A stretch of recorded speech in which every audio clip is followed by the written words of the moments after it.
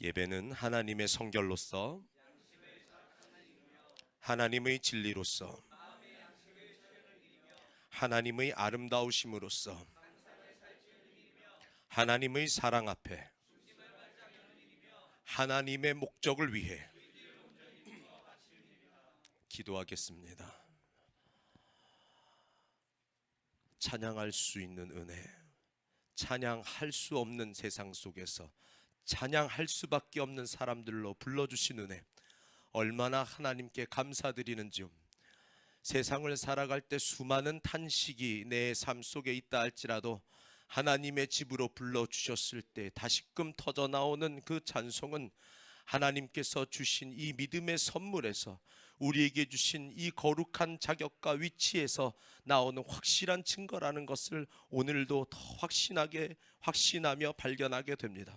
우리 순례교 모든 교우들에게 찬양할 수 있는 은혜를 주신 하나님께 영광 감사를 올려드리오며, 지금 이 시간 하나님의 말씀에 귀를 기울입니다. 마리아처럼 주님의 발치 아래 앉기를 원합니다. 하나님께서 이곳 가운데에 우리의 영혼을 살게 하시는 하나님의 말씀을 풍성히 허락하여 주시어서 주님이 사랑하시는 이 모든 자들의 영혼이 구원을 받고 새로워지고 회복되어지고 살아나는 역사가 있게 하여 주시옵소서. 모든 말씀 우리 구주 예수님의 이름으로 기도하였습니다. 아멘. 우리 옆에 있는 예배자들을 축복하겠습니다. 샬롬.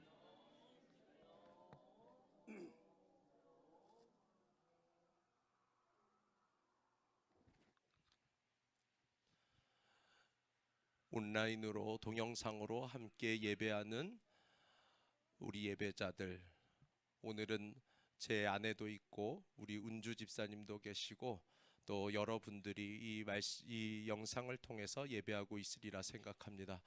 예수님의 심장과 사랑으로 축복하고 또 이곳 가운데 계신 성령께서 그곳에까지 동일하게 역사하여 주시기를 축복하면서 우리 인사하겠습니다. 샬롬.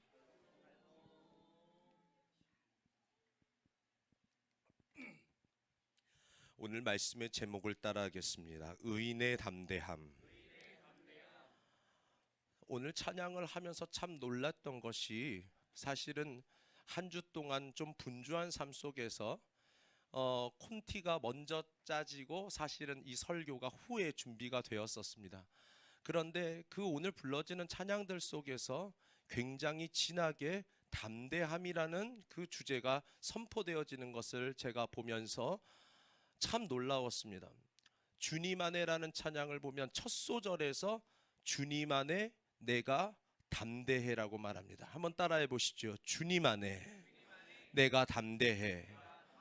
사실 오늘 나누려는 말씀의 주제가 정확하게 그 한 소절에 들어가 있다는 것을 보면서 저는 거룩한 소름이 돋았었습니다. 그리고 마지막 찬양에서도 우리는 어떤 시험이 몰려온다 할지라도 우리는 믿음 안에서 담대하며 두려워하지 않는다라는 고백을 가지고 있었던 것입니다. 바로 그것이 의인들이 가지고 있는 담대함입니다. 한 번 더 따라합니다. 의인의 담대함. 담대하다라는 그 말의 의미는 상당히 멋진 표현입니다. 왜냐하면 겁을 먹지 않고 배짱이 있다라는 말입니다. 근데 우리가 배짱이라는 말을 잘 느낌만 알지 의미를 모르는데, 이 배짱 있다라는 이 말의 의미도 참 힘이 있어요. 무슨 의미냐면 굽히지 않고 단단히 버틴다라는 의미를 갖고 있는 겁니다. 어떻게 보면 그 의미 속에 내포되어 있는 것은 포기하지 않는다는 겁니다. 돌아서지 않는다는 것입니다. 중도에 하차하거나 멈추지 않고 굽히지 않고 심지가 견고하게 계속해서 진군해 나아가고 진행해 나아간다라는 의미가 바로 배짱 있다라는 그 의미인 것이죠. 그리고 담대함이라는 말은 바로 그러한 의미들을 포함하고 있는 아주 멋진 표현인 것입니다.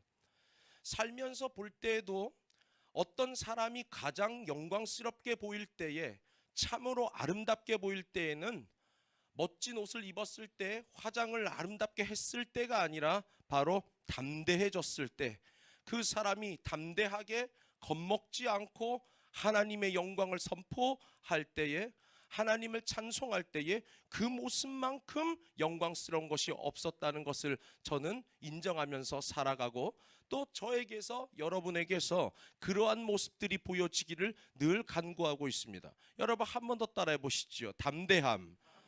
반대로 겁을 먹어서 물러서고, 겁을 먹고 도망치고 중도에 포기하고 사라져버리는 것. 물론 그리스도인들은, 성도는 거룩한 마음에서 그러한 모습들을 비난하지는 않습니다. 그러나 그러한 모습만큼 부끄러운 것도 없다는 것을 살면서 보게 됩니다. 오늘 본문 말씀 잠언 28장 1절을 보면은 우리는 이 말씀을 참으로 많이 의미심장하게 읽어봤을 거예요. 우리 28장 1절 말씀 우리 함께 읽어봅시다. 28장 1절 함께 읽어봅니다. 시작. 악인은 쫓아오는 자가 없어도 도망하나 의인은 사자같이 담대하니라. 여러분 따라합니다. 의인은 사자같이 담대하니라. 악인은 쫓아오는 자가 없어도 도망을 치지만, 그러나 오늘 우리가 볼 부분은 한 번 더 따라합니다. 의인은 사자같이 담대하니라. 의인은, 지루하게 들리실지 모르겠지만 짧게, 의인은 세상이 정의 내리는 의인을 말하는 것이 아닙니다. 그렇게 우리가 의인을 세상과 같이 정의한다면 성경에서 말하는 의인에 대한 약속들과 의인에 대한 소망은 우리는 발견할 수 없게 됩니다. 세상이 말하는 의인, 조금 더 착한 사람, 조금 더 진실한 사람, 조금 더 나은 사람, 이러한 것을 말하는 것이 아니라 지금 이 잠언 28장 1절에서 사자같이 담대한 의인은 바로 예수 그리스도를 믿음으로 말미암아 하나님의 의로서 이루어진 거룩한 성도들을 의미하는 것입니다. 여러분 이 말씀을 믿으시면 아멘 하십시오. 저는 젊었을 때 하루빨리 이러한 성경이 말하는 의인, 성경이 말하는 것들에 대한 제대로 된 정의를 가지고 살기를 바랍니다. 왜냐하면 그만큼 이 하나님의 말씀들 속에 여러분들을 향한 그 약속을 누릴 수 있게 되기 때문이죠. 의인은 사자와 같이 담대해진다. 이 말은 바로 예수 믿는 자들, 거룩한 성도들은 담대함을 얻게 된다라는 하나님의 말씀인 것입니다. 자, 스스로 담대할 수 있는 사람이 있을까? 결코 그럴 수 없습니다. 우리가 이 담대함이라는 것을 세상이 말하는 어떤 객기로 정의 내리지 않는다면 결코 진정한 의미에서의 그 담대함을 스스로 소유하고 살아갈 수 있는 사람은 한 사람도 없다는 것입니다. 잘 들으십시오. 가끔 우리는 용기라는 것을, 담대함이라는 것을 어떤 인간적인 객기를 용기라고 생각합니다. 그러나 그러한 것은 진정한 용기, 진정한 담대함이 될 수 없는 것입니다. 인간은 어느 누구도 스스로 담대하고 스스로 용기를 가지고 스스로 배짱 있는 사람이 될 수 없다는 것입니다. 왜냐하면 하나님만이 담대한 사람을 만드실 수 있고, 하나님만이 하나님만이 우리를 담대하게 하실 수 있기 때문인 것입니다. 오늘은 그것을 하나님의 말씀을 통해서 확인해 보려고 하는 것입니다. 여러분 우리 여호수아 1장으로 가보겠습니다.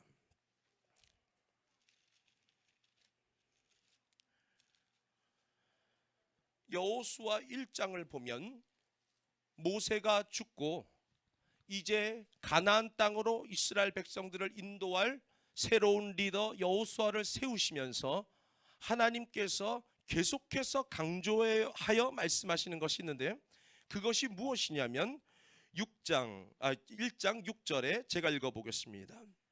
강하고 담대하라. 여러분 따라합니다. 강하고 담대하라. 강하고 담대하라. 하나님께서 말씀하시며 7절에 또 오직 강하고 극히 담대하여. 여러분 따라합니다. 오직 강하고 극히 담대하라. 한 번 더 강조하십니다. 아까보다 더 적극적인 단어를 사용하셔서 우리가 성경을 읽을 때에 오직이라는 단어가 나오면 한 번 멈춰 보십시오. 그렇죠. 멈춰봐야 됩니다. 한 번 멈춰 보십시오. 그 오직이라는 단어는 하나님께서 강조해 두신 우리를 향한 메시지입니다. 하나님께서는 여호수아에게 강하고 담대하라 한번 말씀하시고 멈추시는 것이 아니라 더 적극적인 표현을 섞어서 따라합니다. 오직 강하고 따라합니다. 극히 담대하라 라고 말씀하신 것입니다. 그러시면서 우리 9절 말씀을 함께 읽어보겠습니다. 함께 읽습니다. 시작. 내가 내게 명령한 것이 아니냐. 강하고 담대하라. 두려워하지 말며 놀라지 말마. 추가로 이러한 말씀까지 하십니다. 따라합니다. 두려워하지 말며 놀라지 말라. 지금 하나님께서는 여호수아를 보내시면서 이제 여호수아를 세우시면서 여호수아를 높이시면서 그에게 말씀하시는 것은 바로 강하고 담대하라는 것이었습니다. 그런데 여러분, 하나님께서 지금 여호수아의 어떤 성품에 요구하는 것일까요? 여호수아가 지금 이 말씀을 듣고 스스로 강해져야 돼, 담대해져야 돼, 그렇게 하라고 하나님께서 지금 이 명령을 주시는 것일까요? 그렇지 않습니다. 얼핏 보면은 이 말씀이 그렇게 여호수아에게 들리는 것 같고 때론 우리들에게도 그러한 하나님의 요구로서 들려오는 것 같지만 사실 강하고 담대하라, 오직 강하고 극히 담대하라, 두려워하지 말고 놀라지 말라라는 이 말씀은 여호수아의 어떤 성품이나 성정에 부탁하고 호소하는 말씀이 아니라 하나님께서 이루실 말씀을 지금 하고 계신 것입니다. 왜 그럴까요? 여러분 의문을 갖고 있을지 모르겠지만은 그럴 수밖에 없는 이유는 바로 하나님께서 작정하신 일들이 이제 일어날 것이기 때문입니다. 그리고 하나님의 그 작정, 정해진 하나님의 각본 속에 주인공, 지금 이 사건 내에서 주인공으로 지금 되어 있는 이 여호수아의 성품 또한 하나님의 손에 붙들려 있는 것이기 때문인 것이죠. 조금 더 쉽게 말씀을 드리자면 여러분이 작가가 되어서 여러분이 한 편의 어떤 소설 속에 여러 등장인물들을 여러분들이 넣어 놓았다면 그 등장인물들이 그 한 편의 소설에서 보여주는 모든 성품은 여러분의 손안의 머릿속에 다 있는 것입니다. 바로 그것처럼 지금 하나님께서는 어떻게 될지 모르는, 여호수아가 어떻게 할지 모르는 어떤 시점에서 여호수아야 강하고 담대해야 돼 라고 말씀하시는 것이 아니라 하나님께서 너를 강하고 담대하게 하실 것이며 너는 그것을 알고 확실하게 나를 믿고 의지하라는 말씀으로 지금 이 말씀을 하시는 것이죠. 저는 제가 이 말씀을 드리는 이유는 지금 분명히 있습니다. 우리는 가끔 성경에서 나오는 하나님의 우리를 향한 요구, 우리를 향한 요청, 우리를 향한 부탁, 우리를 향한 명령을 그것을 마치 내가 감당해야 되는 것으로 생각한다는 것입니다. 그때 우리는 가루가 되어버리고 말 것입니다. 왜냐하면 우리 스스로가 얼마나 연약하며 우리는 들어도 알아도 깨달아도 스스로 하지 못하는 존재라는 것을 우리는 매일 아니요 매 순간 발견하며 살아가기 때문인 것입니다. 하물며 하나님께서 그러한 우리의 연약함을 우리 자신보다 더 잘 알고 계십니다. 그런데 우리에게 무리된 요구를 하나님께서 하실 수 없다는 것이죠. 하나님께서는 우리에게 이루실 것을, 우리에게 하나님께서 친히 되게 하실 것을, 하나님께서 우리 안에 만들어 가실 것을 말씀하시고 요구하시는 것입니다. 여러분 따라합니다. 강하고 담대하라. 우리 옆에 있는 사람을 이렇게 축복하시겠습니다. 강하고 담대하라. 이것은 당신이 강해지고 당신이 담대해져야 합니다. 이 말이 아니라 하나님께서 그것을 이루실 것입니다라는 것입니다.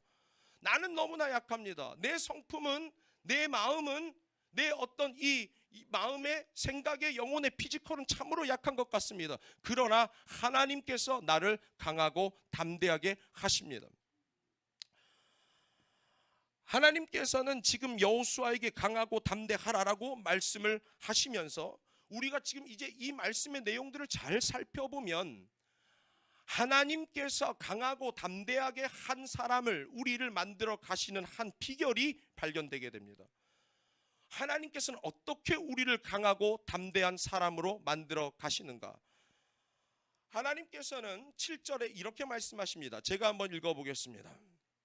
오직 강하고 극히 담대하여 나의 종 모세가 내게 명령한 그 율법을 다 지켜 행하고 우로나 좌로나 치우치지 말라. 여러분 저를 따라해 보십니다. 그 말씀을 다 지켜 행하고 우로나 좌로나 치우치지 말라. 그리하면 어디로 가든지 형통하리라. 여러분 따라합니다. 형통하리라. 8절은 우리가 함께 읽어보겠습니다. 함께 읽습니다. 시작. 이 율법책을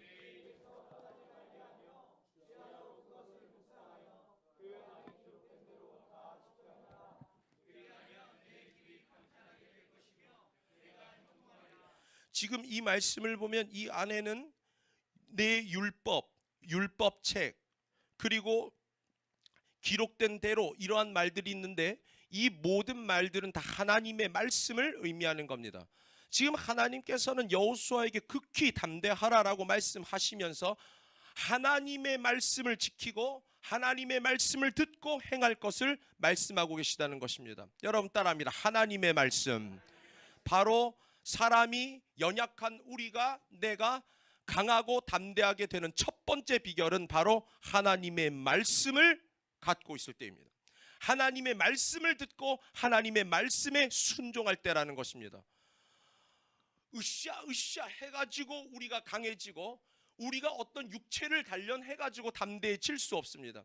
사도 바울은 이미 우리가 그러한 오해를 가질 수 있기 때문에 디모데에게 얘기할 때에 육체의 단련은 약간의 유익밖에 없다라고 얘기합니다. 그러나 여러분 따라합니다. 경건, 대표적인 경건이 무엇이겠습니까? 하나님을 사랑하는 경외요, 하나님의 말씀을 듣는 경외인 것이죠. 하나님의 말씀을 사랑하고 하나님의 말씀을 청종하고 하나님의 말씀대로 살아갈 때에 그때는 여러분 따라합니다. 범사의 유익이 있다.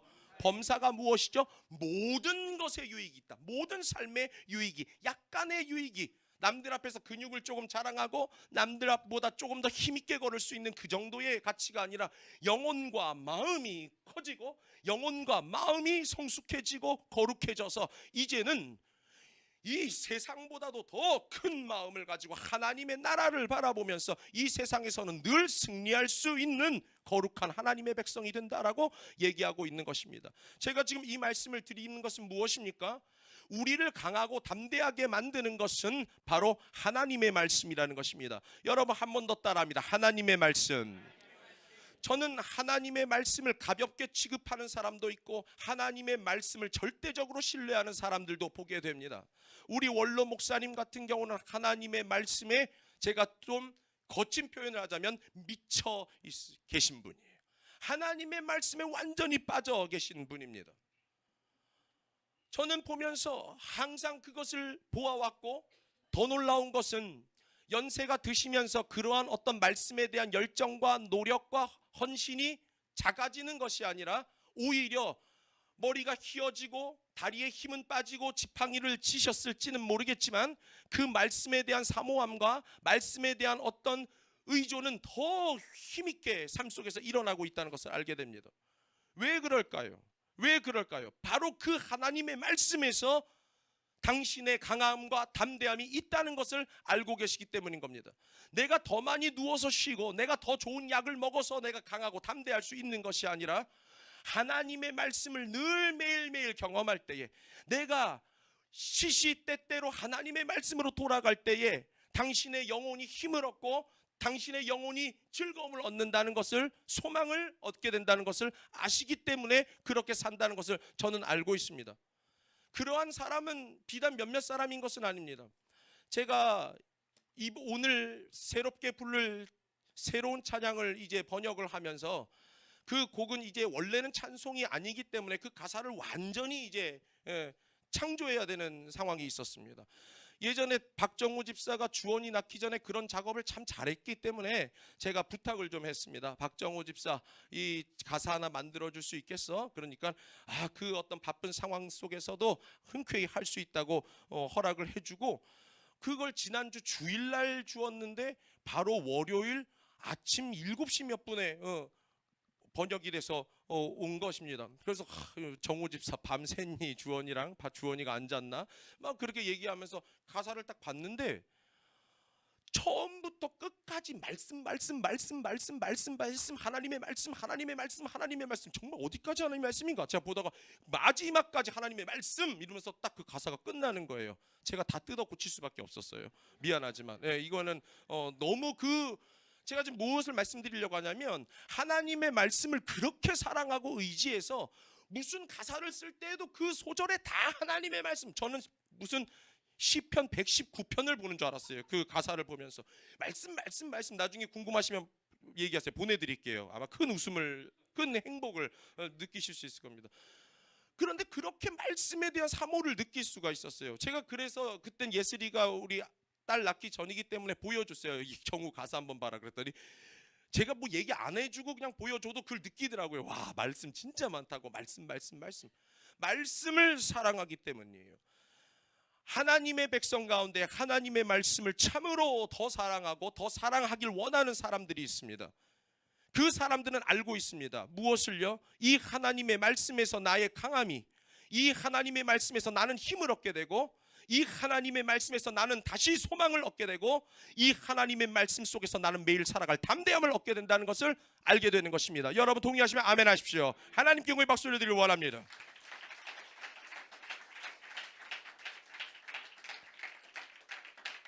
하나님께서는 지금 여호수아의 성품에 강하고 담대해라고 얘기하고 있는 것이 아닙니다. 내가 그렇게 할 것이고 네가 어떻게 할 때에 바로 모세와 같이 나의 말씀, 하나님의 말씀을 정정하고 그 말씀 앞에서 좌로나 우로나 치우치지 아니할 때에 너는 극히 강하고 담대한 사람이 될 것이다 라고 말씀하고 있는 것이죠. 지금 우리가 읽은 이 7절과 8절에는 하나의 아주 의미 깊은 단어가 들어있었습니다. 하나님께서는 네가 이 하나님의 말씀대로 살아가면 이렇게 된다라고 말씀하시면서 이 단어를 사용하셨죠. 여러분 따라합니다. 형통입니다. 우리가 수요일날 형통에 대한, 번성에 대한 어떤 그러한 설교를 들었을 것입니다. 하나님께서는 지금 네가 하나님의 말씀대로 할 때에 그때 반드시 어떤 결과들이 나타나게 될 것인데 그것은 바로 형통이라고 말씀하셨어요. 7절 하반절에 보면 따라합니다. 형통하리니. 8절 하반절에 보면 따라합니다. 내가 형통하리라. 여러분 바로 이것입니다. 우리는 이렇게 생각해서는 안 됩니다. 하나님께서 내게 담대한 마음을 주세요 할 때에 내 마음에 내 어떤 불안한 성품이 어느 순간 짠 하고 담대한 마음이 생기는구나. 그것이 아니라는 것입니다. 그게 아니라 하나님께서 우리를 강하고 담대하게 만들어 가실 때에는 우리가 하나님의 말씀을 쫓아가게 되어 있고 그 삶 속에서 형통, 잘 되는 일, 승리하는 일들이 나타나게 됩니다. 그리고 우리는 그 승리를 확인하고 그 형통을 확인할 때에 내가 하나님의 말씀대로 살아갔더니 내 삶에 형통과 승리가 있다는 것을 확인할 때에 어떻게 될까요? 여러분 따라합니다. 우리는 담대해집니다. 우리는 그때 담대해지는 것입니다. 하나님의 말씀대로 살아갔더니 내게 승리를 주시고 하나님의 말씀대로 살아갔더니 내게 기적이 일어나며 하나님의 말씀대로 살아갔더니 내게 형통한 일들이 일어나는 것을 보면서 우리는 하나님께서 주시는 그 담대함을 더욱더 얻게 되는 것이죠. 우리는 늘 생각해야 됩니다. 이러한 말씀들 속에서 우리는 하나님께서 얼마나 우리와 인격적인 교제를 하기를 원하시는지를 알아야 된다는 것입니다.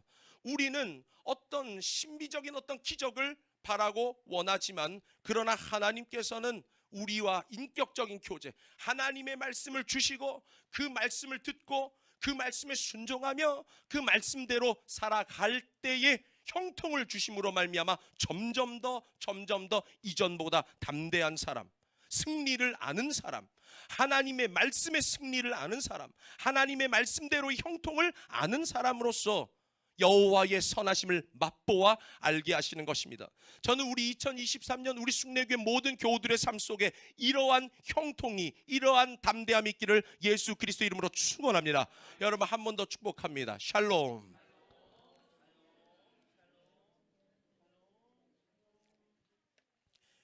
자, 한번 이렇게 생각해 보십시오. 제가 불필요한 말씀을 드리는 것이 아니었으면 좋겠습니다. 만약 내 삶이 계속해서 실패한다면, 내가 계속해서 패배한다면, 내가 계속해서 넘어진다면 아무리 강하고 담대하라는 이 말씀을 읽어도 당신은 이 말씀대로 살 수 없습니다. 내가 매번 꼬꾸라지고 내가 매번 넘어지고 내가 매번 도전했던 일들이 내 삶 속에서 매일 잘 되지 않는다면 강하고 담대하라, 이 말씀은 신기루처럼 그저 내 삶에 맴돌 뿐이라는 것입니다. 그러나 하나님의 말씀으로 돌아가서 승리하기 시작하면, 말씀으로 돌아가서 형통하기 시작하면, 하나님이 주시는 승리를 맛보기 시작하면 그때는 이 강하고 담대한 하라는 이 말씀이 여러분 안에서 실현되는 것을 알게 된다는 것이죠. 하나님께서는 지금 강하고 담대하라라고 말씀하시면서 첫 번째 하나님의 말씀으로 강하고 담대해질 것을 말씀하십니다. 그러면서 두 번째는 이것입니다. 우리 9절 말씀 함께 읽어보겠습니다. 여호수아 1장 9절입니다. 함께 읽겠습니다. 시작. 내가 내게 명령한 것이 아니냐. 강하고 담대하라. 두려워하지 말며 놀라지 말라. 내가 어디로 가든지 내 하나님 여호와가 너와 함께하느니라. 여러분, 중요한 것은 이것입니다. 따라합니다. 여호와가 너와 함께하느니라. 오늘 레인보우 말씀도 함께하심이었죠. 두 번째, 하나님께서 우리를 강하고 담대하라 하라 말씀하시며 우리를 강하고 담대하게 만들어 가시는 그 이유, 어떻게 만들어 가시는가? 그것은 하나님께서 우리와 함께 계시기 때문에, 하나님이 우리와 함께 하심으로 우리는 강하고 담대해질 수 있다는 것입니다. 여러분, 한 번 따라합니다. 하나님께서 나와 함께 하십니다. 하나님께서 우리와 함께 하시기 때문에 우리에게 두려워하지 말라라고 말씀하신다는 것이죠. 오늘 레인보우 말씀 속에서도 그 사울의 어떤 모습을 여러분들이 아마 인상 깊게 보았을 것입니다. 하나님과 함께하지 못할 때에 과연 사람은 어떻게 되는가? 아주 사울에게서 잘 나타납니다. 그 모습을 우리 함께 봅시다. 우리 사무엘상 16장으로 가보겠습니다. 하나님께서 함께 하실 때에, 하나님께서 나와 함께 하신다는 것을 알 때에 사람은 진정으로 담대해지고, 반대로 하나님이 함께하지 않으실 때에 사람은 아까 우리가 잠언에서 읽었던 것 같이 쫓아오는 자가 없어도 도망치는 사람이 됩니다. 우리 16장 14절 말씀 우리 천천히 함께 읽어보겠습니다. 함께 읽습니다. 시작. 여호와의 영이 사울에게서 떠나고 여호와께서 부리시는 악령이 그를 번뇌하게 한지라. 여러분 따라해 보겠습니다. 여호와의 영이 사울에게서 떠나고, 하나님께서 이제 사울과 함께하지 않으신다는 것이 확인되었습니다. 그때 일어난 일이 무엇이냐면 하반절에 그는 번뇌하기 시작했다는 것입니다. 여러분, 이 번뇌라는 말의 결정적인 가장 큰 특징이 무엇이냐면 바로 두려움입니다. 번뇌할 때는 온통 두려움에 사로잡히게 되는 것이죠. 사울이 하나님께서 함께 하시지 않으셨을 때에, 여러분 한번 잘 들어주십시오. 하나님만 함께하지 않으실 뿐이지 사울의 위치는 달라진 것이 없습니다. 사울은 지금 변함없이 왕입니다. 사울의 한마디에 모든 것이 결정될 것입니다.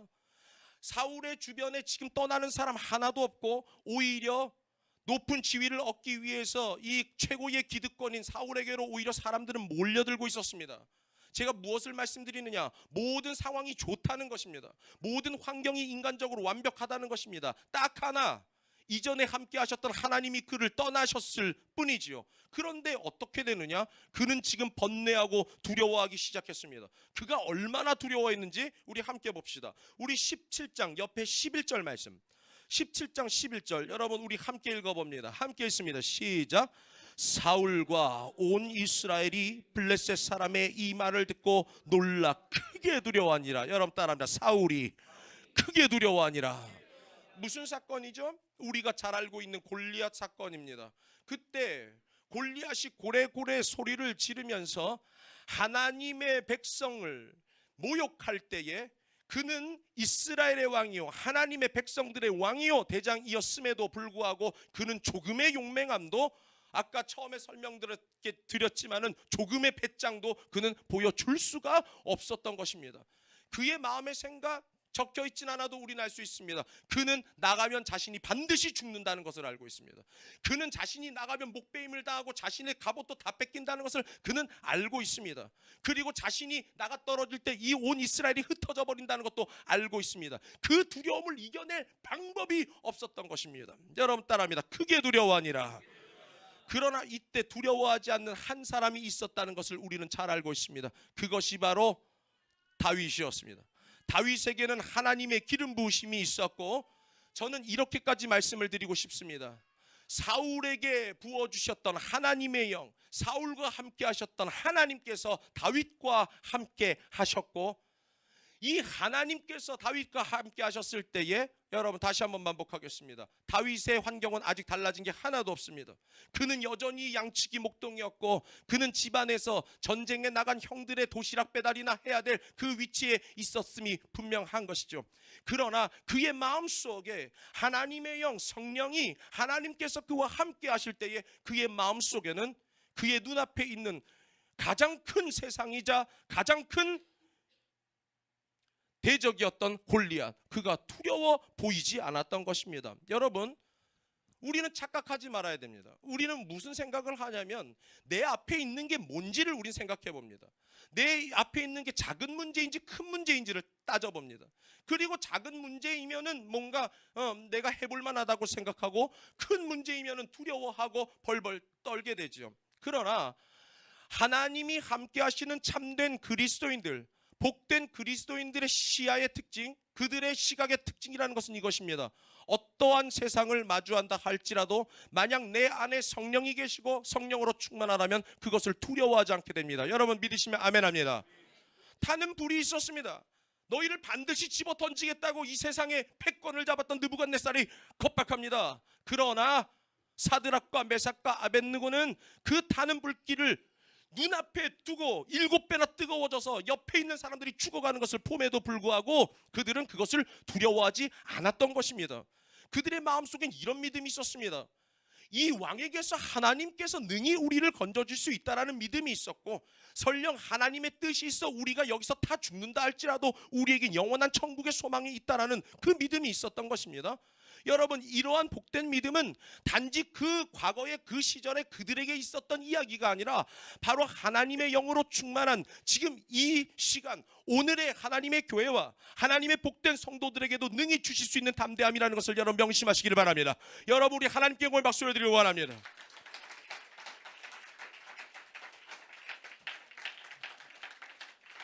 내 눈앞에 무엇이 있느냐, 내일 아직 내게 해결되지 않은 어떤 일들이 있는가, 그것이 중요한 것이 아니라는 것입니다.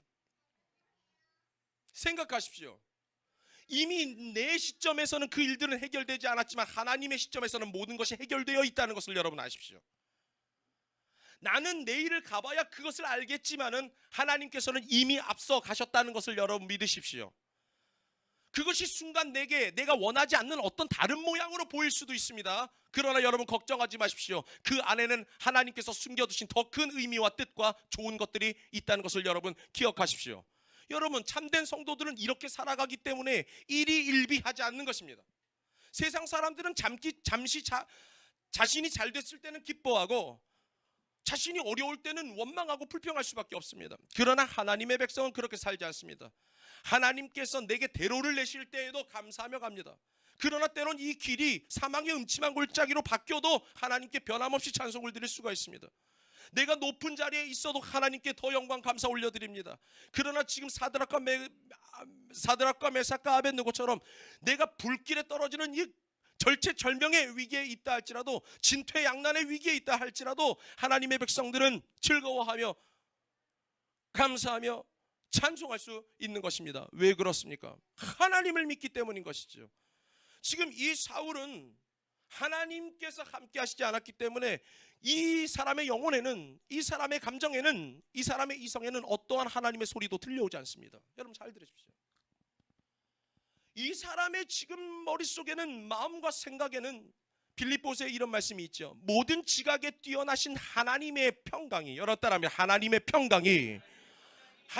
평강이 너희의 마음과 생각을 지키시리라 라고 말씀을 하시는데, 지금 이 사울에겐 하나님이 떠나셨을 때 그에게 일어나는 일은 우리가 확실하게 알 수 있는 것은 바로 이 사울의 마음과 생각에는 하나님의 소리는 하나도 들려오지 않게 된다는 것입니다. 그렇기 때문에 그는 지금 눈에 보이는 골리앗 앞에서 주저앉을 수밖에 없는 것이죠. 세상은 이렇게 살아갑니다. 비참한 그리스도인도 이렇게 살아갑니다. 그러나 영광스러운 그리스도인은 이때 전혀 두려워하지 않으며 이미 자신이 오늘 나아갈 것을 알고 하나님께 기도를 하죠. 사울이 얼만큼 이 두려움을 가졌는가? 여러분, 우리 18장으로 가봅니다. 사무엘상 18장 15절을 보십시오. 심지어 사울이 누구까지 두려워했는지 오늘 레인보우 말씀에서 이 말씀들이 잘 선포되었지요. 여러분, 우리 18장 15절 말씀 우리 함께 읽어봅니다. 시작. 사울은 다윗이 크게 지혜롭게 행함을 보고 그를 두려워하였으나, 여러분 따라합니다. 다윗을 두려워하였으나. 보십시오. 하나님께서 함께하지 않으실 때에 사울은 다윗마저도 두려워하게 됩니다. 적을 두려워하는 것이 아니라 이제는 가장 가까운 내 측근이요 내가 사랑해야 될 사람까지도 그는 두려워하게 되었던 것입니다. 여러분, 이 말씀 속에서 뭔가 우리는 경종을 울려야 됩니다. 하나님의 성령으로 우리가 충만하지 않으면 우리는 많은 실수를 할 겁니다. 내가 가장 사랑해야 될 사람을 미워하면서 살 겁니다. 내가 제일 잘해줘야 될 사람을 미워하면서 살 겁니다. 내가 제일 높여주고 이해해주고 감싸줘야 될 사람을 꾸짖으면서 살 수도 있는 것입니다. 지금 여호와의 영 성령이 떠났을 때에 사울은, 사실 사울에게 다윗은 너무나 귀중한 사람이죠. 너무나 소중한 사람이죠. 그러나 이 다윗을 두려워하기 시작했다는 겁니다. 악인은 쫓아오는 자가 없어도 도망친다. 이랬다고 말합니다. 우리 29절 말씀 우리 함께 읽어봅니다. 29절도 함께 읽어보겠습니다. 시작. 사울이 다윗을 더욱 두려워하여 평생의 다윗의 대적이 되니라. 어딘가의 시편에는 우리가 더욱 하나님께 더욱 힘을 얻어 찬송하겠나이다. 근데 여기에는 완전히 반대로 사울이 다윗을 더욱 두려워하게 되었다라고 말하는 것입니다. 그 이유가 무엇이었을까요? 하나님께서 그와 함께하지 않으셨기 때문에. 지금 무엇을 말씀드립니까? 하나님께서 여호수아에게 강하고 담대하라 라고 말씀하실 때에 그 강함과 그 거룩한 담대함은 바로 하나님의 말씀과 하나님의 함께하심 속에서 얻게 되는 것이라는 것을 지금 저에게, 여러분에게 말씀드리고 있는 것입니다. 여러분 따라합니다. 의인의 담대함. 바로 의인의 담대함은 그렇게 완성되어져 간다는 것을, 하나님의 말씀, 그리고 그 말씀대로의 삶의 형통함이 일어나고, 그리고 하나님께서 나와 함께 계시고 그 함께 하신다는 것을 알고 살아가는 복된 그리스도인들의 삶 속에 바로 이 영광스러운, 이 멋진 담대함이, 세상에서는 눈을 씻고 찾아봐도 볼 수 없는 이 거룩한 담대함이 있게 된다는 것입니다. 저는 저와 우리 순례교회 모든 교우들에게 이러한 담대함이 있어서 우리의 살아가는 모든 날들 속에, 모든 시절들 속에 하나님께서 주신 이 담대함을 나타내고 하나님께 영광 돌릴 수 있는 우리의 삶이 되어지기를 예수 그리스도 이름으로 축원합니다. 우리 한 번 더 하나님께 영광의 박수 드리기를 원합니다.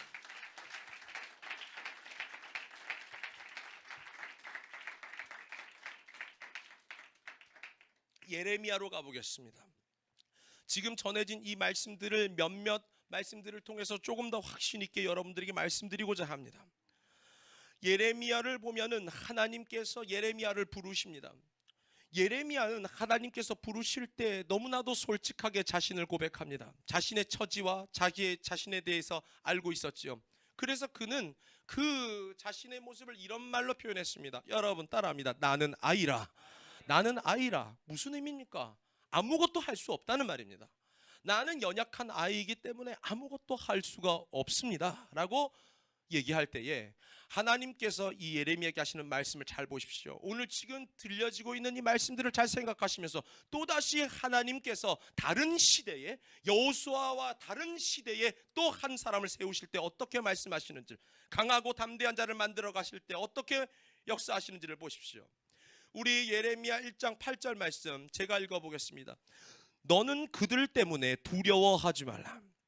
내가 너와 함께하여 너를 구원하리라. 나 여호와의 말이니라. 여러분 저를 따라해 보십니다. 내가 너와 함께하여.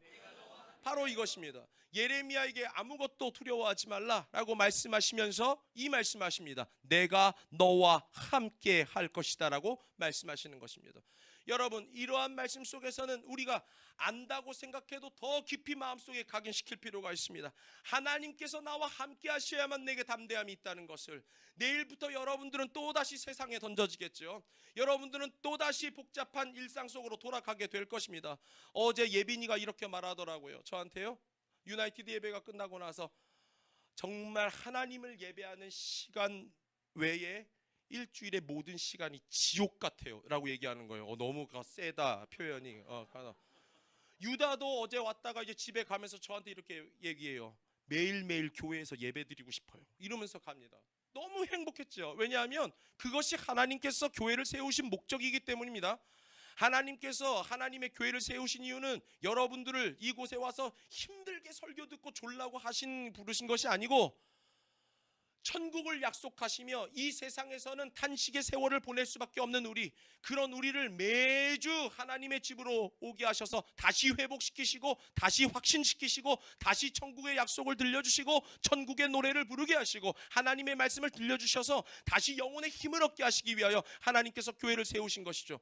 그렇다면 우리 이 아이들이, 이 청년들이 하나님의 교회에서 나는 행복하고 하나님의 교회에서 나는 제일 즐거워란 표현은 우리 이 순례교회의 하나님의 그 목적이 너무나도 교회에 대한 목적이 확실하게 이루어지기 있기 때문인 것입니다. 동의하시면 아멘 하십시오.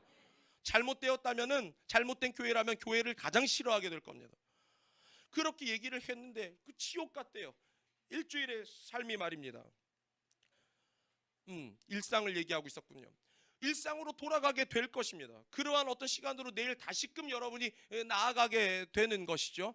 그런데 기억하는 것입니다. 바로 이 말씀처럼 여러분 따라합니다. 내가 너와 함께하여. 오늘 레인보우 말씀 때 많이 읽지 않았습니까? 요셉이 어디에 있던지, 요셉이 보디발의 집에 잡혀 있던지, 요셉이 궁중 감옥에 잡혀 있던지, 그가 노예로 살던지 어떻게 살던지 여호와께서 함께하여 또 등장하죠. 따라합니다. 형통하게 하셨다는 것이죠. 여러분, 우리는 생각해야 됩니다. 가져와야 됩니다. 내일 하루를 시작할 때 여러분 힘있게 일어나지 못할 것입니다. 굉장히 피곤한 눈을 뜨실 거예요.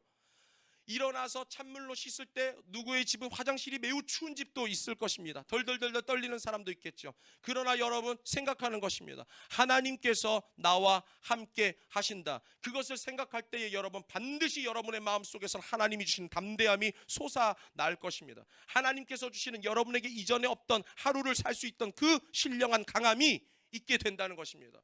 지금 예레미야에게 내가 너와 함께하여 너를 구원하리라 말씀하시고 또 무엇을 말씀하시는지 우리 그 밑에 9절 말씀 우리 함께 읽어보겠습니다. 함께 읽습니다. 시작. 여호와께서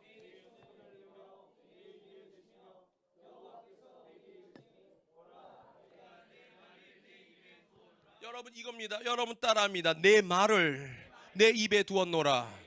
두려워하지 말라. 그 이유는 내가 너와 함께 할 것이며 두려워할 이유가 없다. 그 이유는 나의 말씀, 하나님의 말씀을 너에게 줄 것이다라고 말씀하시기 때문인 겁니다. 아까 여호수아에게도 그랬죠. 하나님의 말씀과 하나님의 함께하심. 지금 이 예레미야를 이 아이 같다라고 말하는, 스스로는 도저히 이 하나님의 명령을 수행할 수 없을 것 같은, 자신이 볼 때에도 그럴 것 같은 이 예레미야를 보내시면서 하나님께서는 하나님 자신이 함께 하실 것과 하나님의 말씀을 주실 것을 약속하셨다라는 것입니다. 그때에 이 예레미야는 얼마나 담대한 사람이 되었는가. 사실 예레미야 곳곳에 정말 처음에는 나는 아이입니다라고 고백했던 이 사람이 보여줄 수 없는 담대함이 많이 수두룩하게 보여집니다. 그 중에서도 딱 한 군데만 여러분과 함께 읽으려고 합니다. 여러분 우리 예레미야 20장으로 가봅니다.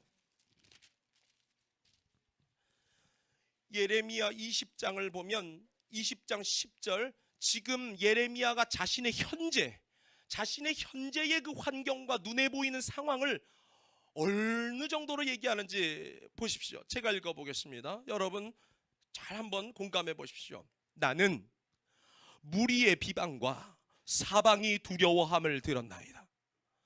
그들이 이르기를 예레미야를 고소하라. 우리도 고소하리라.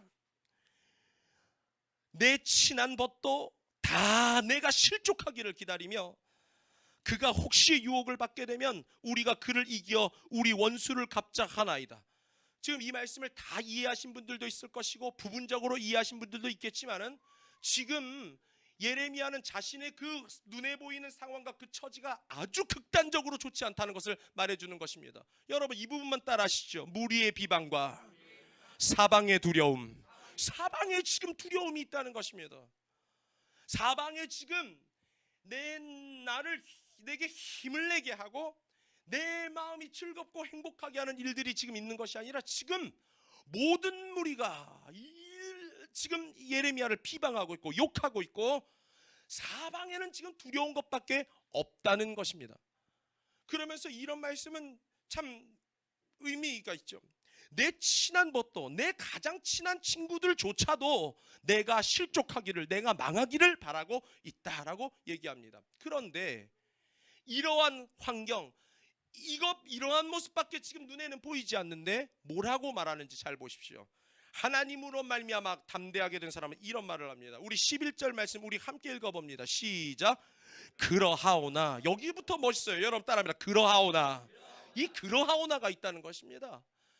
사방에 두려움이 있습니다. 나는 죽었습니다. 그래서 이게 아니고 하나님의 말씀이 있고 하나님께서 함께 하시는 사람들에게는 그러한 사방에 두려움이 있는데 그러하오나 라고는 말이 있다는, 이 반전이 있다는 것입니다. 11절 그러하오나 여호와는 두려운 용사 같으시며, 여러분 따라합니다. 여호와는 두려운 용사. 이 말씀이 얼마나 말씀이 멋있냐면요, 지금 아까 10절에 말한 내 주변에 있는 이 사방의 두려움, 이 모든 두려움보다 더 두려우신 분이 바로 하나님이시다. 내게가 아니라 이 모든 나를 두렵게 하는 것들을 더 두렵게 하실 수 있는 분이 바로 내 하나님이시다라고 얘기하고 있는 거예요. 얼마나 멋있는지 모르겠어요. 여러분 따라합니다. 여호와는 두려운 용사. 여호와는 두려운 용사 같으시며, 우리 그 다음부터 함께 읽어봅니다. 함께 읽습니다. 시작. 나와 함께 하심으로 나를 박해하는 자들이 넘어지고 이기지 못할 것이오며. 여러분 따라합니다. 나와 함께 하심으로. 여호와는 두려운 용사. 여호와는 나와 함께 하심으로. 예레미야는 작은 아이가 아니었습니다. 그는 혼자서 스스로는 작은 아이일지 모릅니다. 주아가 스스로는 작은 아이일지 모릅니다. 그러나 하나님께서 함께 하시고 하나님의 말씀이 함께 할 때에 그때는 작은 아이가 아니라 지금 이 예레미야처럼 눈에 보이는 자기의 편이 하나도 없고 자기를 돕는 자가 하나도 없다 할지라도, 오늘 레인보우 때도 얘기했죠. 확률은 제로라 할지라도 하나님께서 나를 두렵게 하는 이 모든 것보다 더 두려운 나의 용사이시며, 여러분 아멘 하시기 바랍니다. 그겁니다.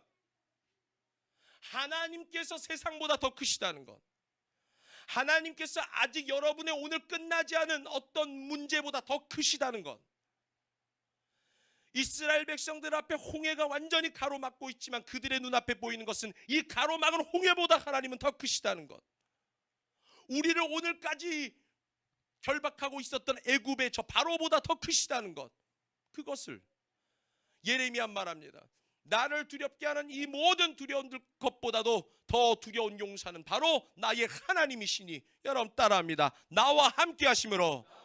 그 하나님이 나와 함께 하심으로 지금 나를 박해하는 자들이 아무리 많다 할지라도 그들은 넘어지고 이기지 못할 것이다 라고 말하는 것이죠. 그러면서 어디까지 가냐고요? 이러한 상황 속에서요, 여러분 우리 13절 말씀 한번 크게 읽어보겠습니다. 함께 읽습니다. 시작. 여호와께 노래하라.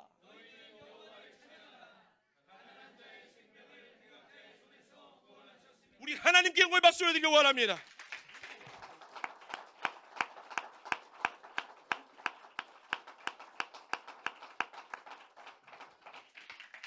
나는 이 환경 앞에 죽었어요. 나는 상황이 이래서 나는 죽었어요. 이게 아닙니다. 지금 이러한 상황 앞에서도 마치 잠시 후면 내가 죽을 것 같지만, 그러나 나는 압니다. 나는 경험했습니다. 나의 하나님은 두려운 용사. 하나님은 나와 함께 하심으로 말미암아 또 이 모든 환경과 상황이 내 눈에 보이는 이 실제가 연기가 몰려감 같이, 물이 흩어짐 같이 사라질 것입니다. 나는 그 시절을 보기 이전에 지금 예레미야처럼 하나님께 노래하며 하나님을 찬송하며 나를 구원하실 하나님, 그러나 하나님의 시간에서는 구원하신 하나님을 나는 찬양합니다 라고 말하고 있는 것입니다. 얼마나 영광스러운 그리스도인인가요? 이러한 그리스도인이 한 사람이라도 그 시대에 있다면 저는 정말 그리스도의 빛과 그리스도의 향기와 편지와 그 큰 영향력이 세상을 바꾼다고 저는 믿습니다. 저는 우리 숭례교회가, 저와 우리 여러분이 이러한 담대한 신앙, 살아있는 믿음을 가지고 우리의 모든 삶 속에서 하나님을 영화롭게 해드리기를 예수 그리스도 이름으로 축원합니다. 죽은 그리스도인들처럼 살 수도 있습니다. 아무것도 아닌 그리스도인들처럼 살다 갈 수도 있습니다. 언제나 롯을 생각하십시오. 하나도 영광스러운 곳이 없었습니다. 그에게도 남들에게 비슷한 시간이 주어졌지만 롯의 시간 속에서는 하나님은 하나도 영광을 받으실 수가 없었지요. 그러나 여호와의 말씀을 따라 움직였던 그의 삼촌 아브라함, 그리고 그는 무슨 조상이죠? 믿음의 조상이요. 하나님이 나와 함께 하신다는 것을 알고 그의 아들 이삭까지도 번제단에 올릴 수 있었던, 하나님을 경외하고 하나님을 믿었던 아브라함의 삶은, 여러분, 난 이런 생각합니다. 유치한 말일지 모르겠어요. 우리는 몇 대 위에 있는 대통령도 기억을 못합니다. 그렇죠? 심지어 나라의 최고였음에도 불구하고. 그럼에도 불구하고 아브라함은 왕도 아니었습니다. 세상에서. 아브라함은 세상에서 무슨 일론 머스크처럼 어떤 놀라운 일을 한 사람도 아니었습니다. 무슨 책을 쓰지도 않았습니다. 그 책이 우리에게 남아있는 것도 아닙니다. 그러나 그 아브라함, 하나님의 말씀을 따라 하나님께 큰 믿음을 가지고 살았고, 그리고 때가 되어 하나님께로 돌아갔던 그 아브라함은 인류의 흐르는 시간 속에서 잊혀지지 않고 계속해서 기억되어지고 우리의 신앙의 모범으로, 우리의 믿음의 조상으로 계속해서 기억된다는 것이죠. 사람이 아무리 스스로 영광스럽고 아무리 스스로 멋있다 할지라도 그것은 다 잊혀집니다. 그러나 하나님께서 하나님의 백성을 얼마나 높이시는가, 그러한 성경의 인물들을 통해 알 수 있는 것이죠. 시간이 이렇게 많이 간 줄을 몰랐습니다. 예레미야까지. 우리 한 구절만 읽고 마치겠습니다. 우리 디모데 후서 1장 7절을 가봅니다. 의인의 담대함. 시간이 어떻게 이렇게 많이 가는지까. 디모데 후서 1장 7절 말씀, 우리 너무나도 잘 아는 말씀이지만 이 말씀을 우리 함께 읽고 의인의 담대함, 이 말씀을 마치겠습니다. 여러분 7절 우리 함께 읽겠습니다. 시작. 하나님이 우리에게 주신 것은 두려워하는 마음이 아니요 오직 능력과 사랑과 절제하는 마음이니. 여러분 따라합니다. 하나님이 주신 것은 두려워하는 마음이 아니요. 여러분, 두려운 마음은 잘못된 마음입니다. 수요일날 목사님께서 말씀하실 때에 하나님과의 불통은 잘못된 것이라고 말씀하셨습니다. 하나님과의 관계의 형통이 정상이라고 말씀하신 것처럼 두려워하는 마음은 내 안에 있는 잘못된 마음입니다. 하나님께서 저에게, 우리에게 오늘 뿐만 아니라 내일 뿐만 아니라 주님 오시는 그날까지 우리에게 주신 것은 바로 세상을 이길 수 있는 거룩한 능력이요, 사랑할 수 있는 하나님의 사랑이요, 그리고 절제, 이 세상에서 하나님께 영광 돌릴 수 있는 거룩한 삶을 우리에게 주셨다는 것을 여러분 기억하시며, 여러분 매일매일의 삶 속에 두려움이 아닌 의인의 담대함으로 살아가는 여러분들의 복된 삶이 되어지기를 예수 그리스도 이름으로 축원합니다. 우리 한 번 더 하나님께 박수 드리길 원합니다.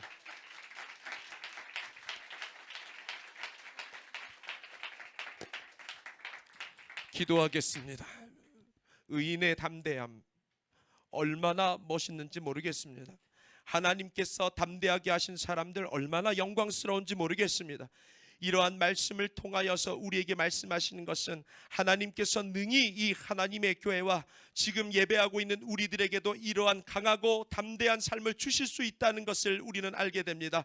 성령이여 간절한 마음으로 주께 구하옵나니 하나님의 말씀이 우리의 귀에만 머물러 있지 않게 하여 주시고 강하고 담대하게 하시는 하나님의 역사가 우리 순례교회 모든 교우들의 삶 속에 심령에 더욱더 힘있게 이루어지게 하여 주시옵소서. 모든 말씀을 이고 주 예수님의 이름으로 기도하였습니다. 아멘.